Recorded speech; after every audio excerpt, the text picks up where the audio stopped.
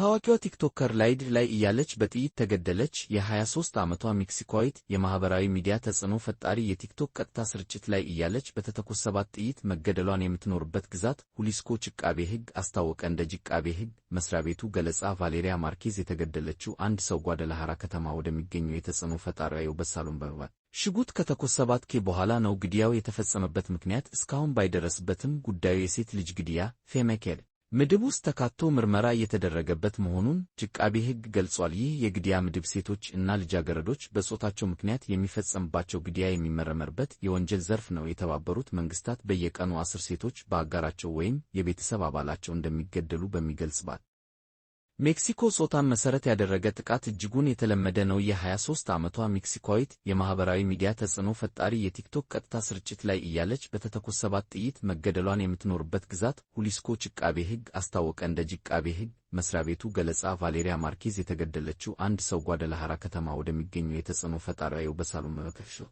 በኋላ ነው። ግድያው የተፈጸመበት ምክንያት እስካሁን ባይደረስበትም ጉዳዩ የሴት ልጅ ግድያ ፌሜኬድ ምድብ ውስጥ ተካቶ ምርመራ እየተደረገበት መሆኑን ዐቃቤ ሕግ ገልጿል። ይህ የግድያ ምድብ ሴቶች እና ልጃገረዶች በጾታቸው ምክንያት የሚፈጸምባቸው ግድያ የሚመረመርበት የወንጀል ዘርፍ ነው። የተባበሩት መንግሥታት በየቀኑ 10 ሴቶች በአጋራቸው ወይም የቤተሰብ አባላቸው በሚገልጽባት ሜክሲኮ ጾታን መሠረት ያደረገ ጥቃት እጅጉን የተለመደ ነው።